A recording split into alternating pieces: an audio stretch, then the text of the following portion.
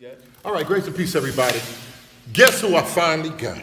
Guess who I finally got here? The conference is now over. It was excellent. This brother Coleman, I've been telling y'all about him with the blogs and stuff. I've been promising some people in Sunday seminar that we're going to get him on to talk about in his ministry. But talk to us, sir. Talk to us. But first of all, man, thanks for having me on with you. This guy right here, Brother Brian, is an urban legend right here, man. This on the Apologetics. Everybody knows this cat, man. So I'm just happy to be here, talking with you. But, I'm just inspired, man. We just got out of the last session. There's been so much, information that, people was pouring out that, I'm about to go back to my blogs and podcasts and stuff and just light it up, man. You got to give us all that. You got to give us all of that right now. Yes. So, you can catch me at www.trueidpodcast.com. That's TRUID podcast.com. And it stands for The Real You and My Go Day. So that's the primary way that I get information out, as far as apologetics. And one thing that I guess is my focal point, which one thing I like about what you said earlier is that you can't tackle the entirety of all knowledge, That's So correct. I try to stay in my lane. And one thing I try to do is, take historical, information that we, that we can confront the conscious community with, and just really try to condense it down into bite-sized pieces, and so that people can, in the midst of a conversation, really give arguments and counterpoints. I try to make it easy for folks. Mm-hmm. And so for me, my thing is, obviously it's this idea that Christianity is the white man's religion, and so I really dig into that a lot from both a historical and a philosophical perspective, to show how that's just completely garbage, as we know, but sometimes it's difficult for us to articulate it. So I try to make it easy to articulate. And just give people an understanding that within the Christian worldview, we have all the resources, to address some of these identity-related concerns that are being, lobbed at the Christian faith. So I try to make it real easy for people and make it relatable. I try to keep it fun. I keep it real loose and fun on the show, just kind of relax, Now, with that being said, I do have the other side of the show where, like I said, I get real heavy into, argumentation. A couple months ago, as you know, I rode down to North Carolina to confront Ray Hagan's, face to face, man. He was within driving distance of where I live. And he's always talking that, Council of Nicaea talk, Christianity and myth and all that kind of stuff. And I told my wife, I said, look, if anybody comes within my vicinity, in my driving area, I'm letting you know it's going to be a problem. I'm going to be there. You're going to see my face. You know what I'm saying? As a matter of fact, quiet as kept, I think that the creator of the Hidden Colors video is going to be there next week. So they don't know, but they're going to see Scott Lane. They're going to see Scott Lane. So I'm just letting, give me a heads up if you want to. Yeah, I'm gonna be there. That's good. Now you do primarily blogs. Now a lot of people don't know you were on Titans TV. Right. Yeah. That's right. Titans. A lot of people don't know. I would consider him like the Sinetta of Europe, maybe. That's right. You think that's fair to say? That's how I usually introduce you. And I really, my level of respect for you went up a notch. Of course, you kept it scholarly. Now I'm gonna get emotional. I'm gonna get to carrying on. So I don't really do too many interviews and debates and stuff like that. But you kept it scholarly. You had your sources there, and you presented your facts. That's important. Sure. Mm-hmm. Maybe we can chop it up later on. You can bring out certain things to people. I have a lot of people asking me about sources, and I said we would get together later on and talked about how historians gather information. Absolutely. A lot of people are confused about that, but we want to just help people out. We want to help people in whatever area that they're in. And I told them that I have some people, and they've come to me. They said, "Listen, Brother Berean, I can't really get in front of the camera like yourself. Right. Anything jump off, I'm gonna turn the camera on and I'm gonna start rambling, and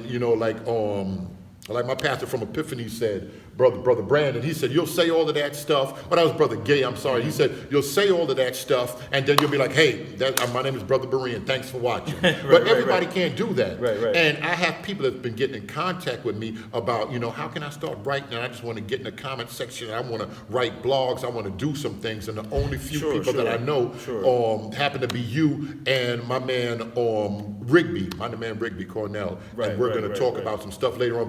But explain some of this blog and stuff and how you got into it. Well, there's a couple things with that, man, is that, on the one hand, when I first started, I didn't really know that anybody was doing, Christian apologetics as pertaining to, urban areas and just in the black community in general. And so my thinking was that, what I studied, there's really no books written on it, so to speak. You mentioned that earlier.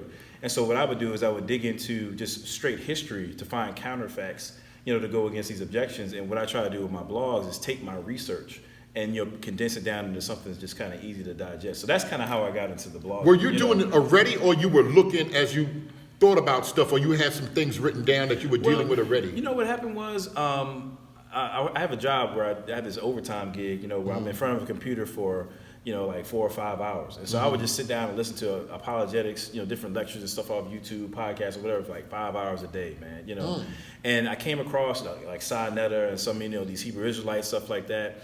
And they were just, hurling these objections. It could be something about, Jesus was based on Horus or anything like that. And so I was hearing these things, and the apologists that I was listening to weren't addressing those kinds of concerns, And so I'm sitting at work one day, right? And I'm thinking to myself, I said, wait a minute, man. Like, this is maybe 3 or 4 years ago. And it just hit me, it's like, man, like, what if they're right? Because I hadn't really encountered these particular objections. So I'm like, man, what if they're right? And I remember feeling like this anxiety. It was like, okay, the way that I am, if I have a question, I got to research it. Yes, right? Yes. I got to do it. That's just my nature, And so I'm thinking like, if I start researching and I find out that they're right, then my whole world is messed up. That's what I'm correct. saying? That's correct. And so what happens is, that was about 3 years ago. I've been doing a lot of research since then, and I haven't found nothing yet. So I'm still a Christian. There's nothing to worry about. And the research is important. Absolutely. But what I realize is, a lot of times we have these questions, but we don't, take it to the next step of really researching out, because there's a little bit of fear there. We don't want to know if maybe we're wrong. And what I'm saying is, y'all can jump on in, man. The water's fine. There's nothing to be afraid of. But we got to dig in and do this research. And so what I realized was that if it was benefiting me, then it could probably benefit somebody else. So I began to write. Now, and actually that goes back to the interview we were talking about with Talk with the Titans. You're right. It's kind of like the Sinetta of England, I guess you could say. And I think with that's a perfect example, because what I do is I try to take, acronyms are always very healthy, helpful rather. And so what you're seeing in that interview is I have an acronym that I go by, that if somebody hurls at me that Christianity is the white man's religion, I have an acronym which I call FAME, FAME. And each kind of represents a different bullet point that helps, I think, to respond to the objectives. So the F stands for fallacies.